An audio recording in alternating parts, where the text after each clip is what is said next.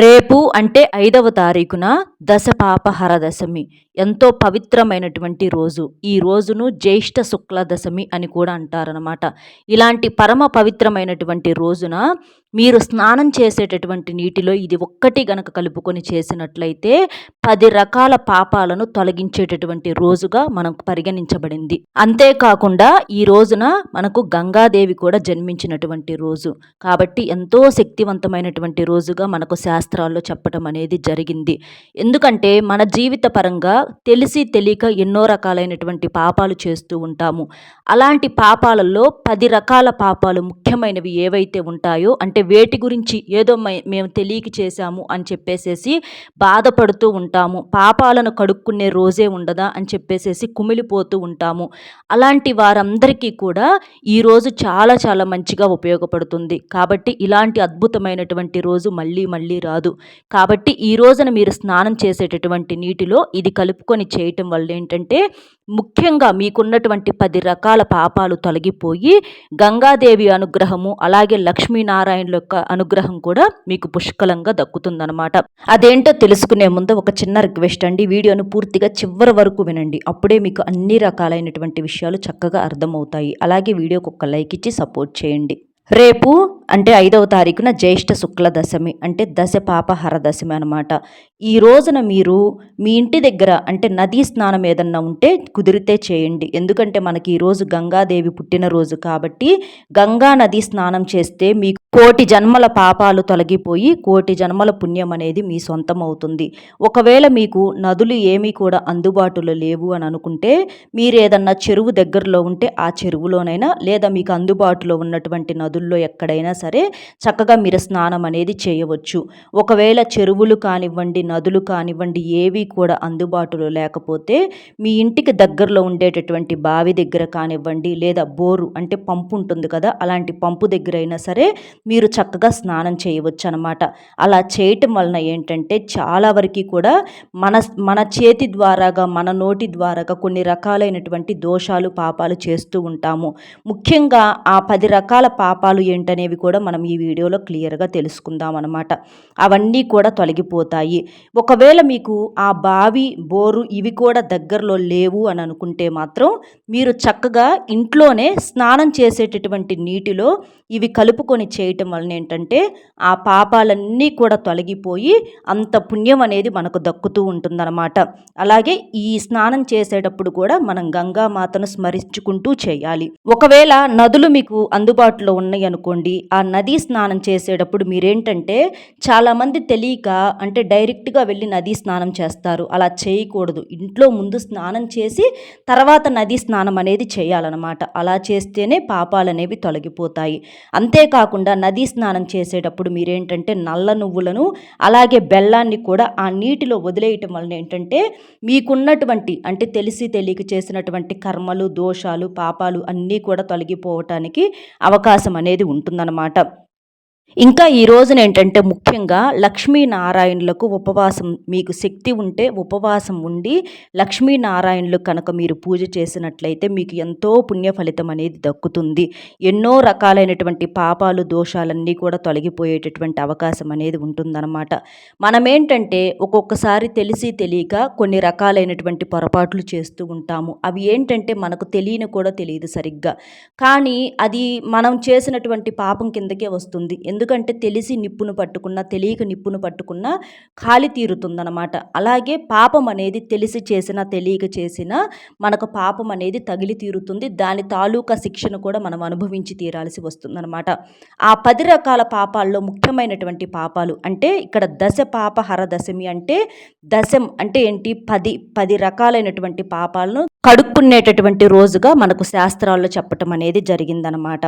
అంటే అందులో ముఖ్యమైనవి ఏమిటి అనంటే ముందు మన నోటి మాట రూపంలో మనం ఏదన్నా తెలిసి తెలియక అంటే కొంతమంది ఏంటంటే వారి దగ్గరే శక్తి ఉంది అంటే వారు ఏదన్నా కూడా సరిపోతుంది అన్నటువంటి ఒక అహంకారంతో ఎంతో పొగరుగా అంటే ఎదుటి మనుషులు బాధపడుతున్నారని తెలిసి కూడా అంటే ఎదుటి వారి బాధకు గురయ్యేటట్లుగా ఎన్నో రకాలైనటువంటి మాటలు మాట్లాడుతూ ఉంటారనమాట. అలా చేయటం అనేది చాలా పాపం అన్నమాట. కాబట్టి ఎప్పుడూ కూడా మన మాట వల్ల కానీ, మన ప్రవర్తన వల్ల కానివ్వండి, ఎవ్వరిని కూడా అలాగా మనం నిందించకూడదు, అలా మాట్లాడకూడదు, తిట్టకూడదనమాట. అలా చేస్తే ఏంటంటే, అంటే వారు ఏదైనా తప్పు చేసి ఉండొచ్చు. తప్పు చేసి ఉన్నా కూడా వారి పాపం వారికే ఉంటుందని చెప్పి దైవం మీద వదిలేయాలి కానీ, మనం మాత్రం తిట్టకూడదు. ఇక తర్వాత ఇంకొక ముఖ్యమైనటువంటి పాపం ఏంటంటే, మూగజీవులను హింసించటం. అంటే మన ఇంటి దగ్గరికి కుక్కలు వస్తూ ఉంటాయి, ఆవులు వస్తూ ఉంటాయి. అలాంటి వాటిని ఏంటంటే మనం కొడుతూ ఉంటాము, తిడుతూ ఉంటాము. ఇలా చేయకూడదనమాట. కాకులు గానీ ఏమన్నా వచ్చినా కూడా అలా ఎప్పుడూ కూడా తిడతము, దూషించటము చేయకూడదు. ఈ రోజున మీరు పితృదేవతల రూపంలో అంటే కాకికి ఒక ముద్ద అన్నం పెట్టడం వలన ఏంటంటే పితృదేవతల యొక్క శాపాలు కూడా తొలగిపోయి పితృదేవతల యొక్క ఆశీర్వాదాలు కూడా దక్కుతాయన్నమాట. కాబట్టి ఇలాంటి పొరపాట్లు అనేవి మనం చేయకూడదనమాట. అంతేకాకుండా అబద్ధాలు ఆడటం అనేది చాలా చాలా పాపం అండి. మనం ఏంటంటే కొంతమంది తరచూ వాళ్ళు నోరు తెరిస్తే 100లో 99 అబద్ధాలే ఉంటాయి, ఎక్కడో ఒకటి మాత్రమే నిజం ఉంటుంది. అలా అబద్ధాలు ఆడటం వలన ఏంటంటే కొన్ని రకాలైనటువంటి నష్టాలు జరిగే అవకాశం అనేది ఉంటుంది. కాబట్టి అబద్ధాలు అనేవి ఎంత అవసరమైనప్పుడు కూడా పొరపాటును కూడా అబద్ధం అనేది ఆడకూడదనమాట. ఏదో మరి అత్యవసర పరిస్థితుల్లో ఏదన్నా ప్రాణాపాయ స్థితుల్లో అలాంటప్పుడు ఎప్పుడన్నా ఒకసారి పొరపాటున అది కూడా పాపమే. కాబట్టి అబద్ధాలు అనేవి అస్సలు పొరపాటును కూడా ఆడకూడదనమాట. ఎందుకంటే సత్యహరిశ్చంద్రుడు పుట్టినటువంటి నేలండి ఇది. కాబట్టి అబద్ధాలు ఆడటం వలన ఆ కాసేపు తాత్కాలికమైనటువంటి సంతోషం ఉంటుందేమో కానీ మనిషి మీద నమ్మకం అనేది పూర్తిగా పోతుందనమాట. ఇంకా కొంతమంది ఏంటంటే చాడీలు చెబుతూ ఉంటారు. అలా ఎప్పుడూ కూడా ఒకరి మీద ఒకరికి చాడీలు చెప్పకూడదు. అంటే మనిషి ముందు ఒక మాట, మనిషి వెనుక ఇంకొక మాట, అలా చాడీలు చెప్పటం అనేది కూడా మహాపాపం కిందకి వస్తుందనమాట. ఎప్పుడైనా సరే మనిషి ఉన్నా లేకపోయినా ఎప్పుడూ కూడా మాట అనేది ఒకేలాగా ఉండాలన్నమాట. అలా చేయటం వలన అది పాపం కిందకి వస్తుంది. అలాగే మీ యొక్క విలువ కూడా చాలా చాలా తగ్గిపోతుందనమాట. ఇలా చేయకూడదు. ఇంకా మనది కాని సొమ్ముని ఆశపడకూడదనమాట. చాలామంది ఏంటంటే అది మన సొమ్ము కాదు అని, మన వస్తువు కాదు అని తెలిసి కూడా ఏంటంటే అత్యాశ పడుతూ ఉంటారనమాట. ఏదైనా సరే భగవంతుడు మనకిచ్చిన దానిలో తృప్తి పడాలండి. ఒకవేళ లేకపోతే కష్టపడి సాధించుకోవాలి.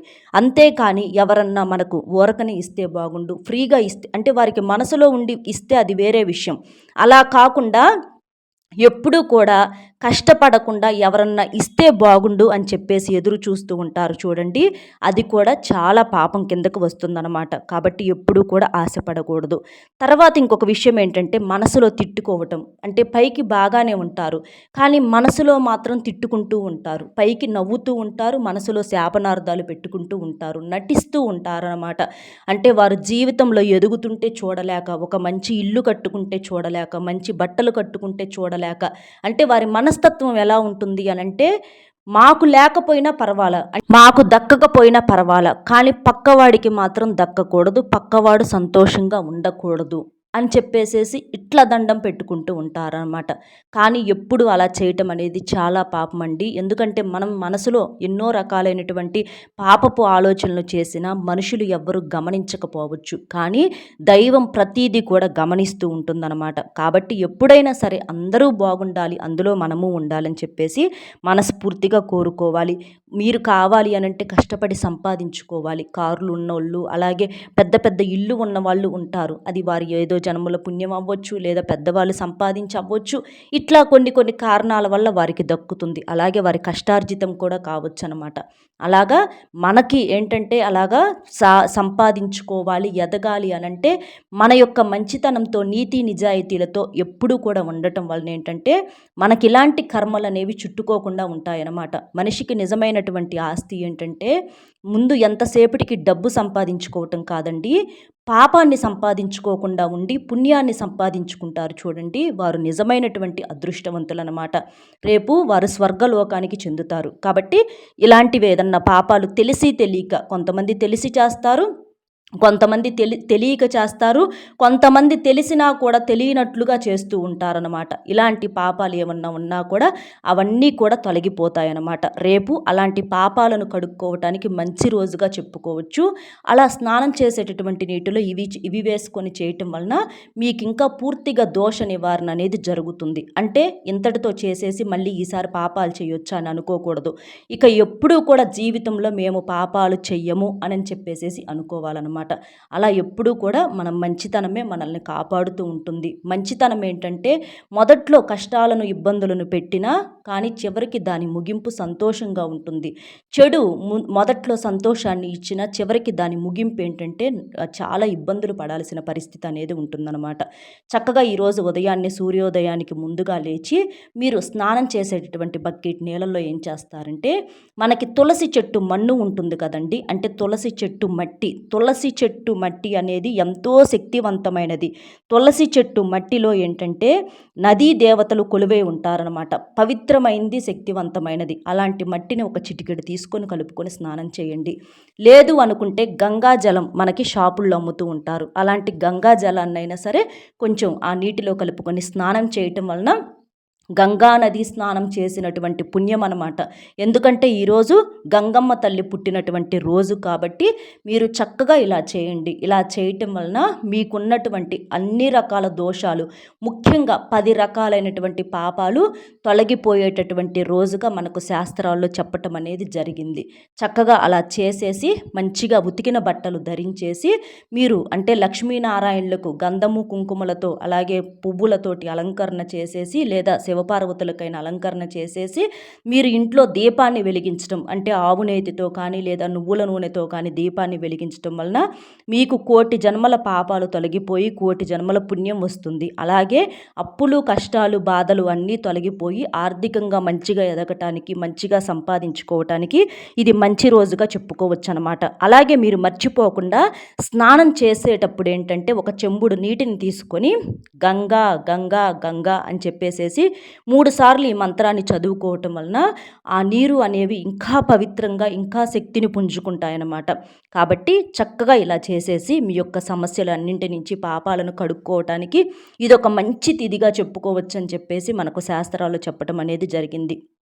కాబట్టి ఇలాంటి మంచి రోజును అస్సలు పొరపాటును కూడా వదులుకోవద్దనమాట. తులసి చెట్టు ఏంటంటే దేవతా వృక్షము. తులసి చెట్టు పూజలు అందుకుంటుంది కాబట్టి తులసి మన్ను ఏంటంటే ఎంతో పవిత్రంగా అంటే శక్తివంతంగా ఉంటుందన్నమాట ఆ మట్టి. కాబట్టి ఆ మట్టిని మీరు అలా నీటిలో కలుపుకొని చేయటం వలన తులసి మన్నులో మనకి నదీ దేవతలు అంటే గంగా, యమున, సరస్వతి ఇలా ఎన్నో అన్ని రకాలైనటువంటి నదులకు సంబంధించినటువంటి దేవతలు కొలువై ఉంటారనమాట. కాబట్టి ఇలా మీరు తులసి మన్ను కావచ్చు లేదా గంగాజలం కావచ్చు, గంగాజలం కలుపుకొని చేయటం వలన ఏంటంటే మనం గంగా నదిలో స్నానం చేసినటువంటి పుణ్యం అనేది దక్కుతుందనమాట. అలా చేయండి. లేదు మీకు చక్కగా నదులు అందుబాటులో ఉంటే చక్కగా నదీ స్నానం చేసేసేయండి. అక్కడ కూడా గంగా గంగా అనేటటువంటి మంత్రాన్ని చదువుకుంటా నల్ల నువ్వులను బెల్లాన్ని ఆ నీటిలో వదిలేసేసి చక్కగా మీరు స్నానం చేయటం వలన మీకున్నటువంటి దోషాలు పాపాలు అన్నీ కూడా తొలగిపోయి మీకు ఎంతో పుణ్యం వస్తుంది. పుణ్యంతో పాటుగా కోట్ల సంపాదన అనేది కూడా మీ సొంతం అవుతుందన్నమాట. కాబట్టి చక్కగా ఇలా చేసేసేయండి. ఇలాంటి అద్భుతమైనటువంటి రోజును అస్సలు వదులుకోవద్దు. అలాగే ఖర్చు లేని పరిహారం అనమాట.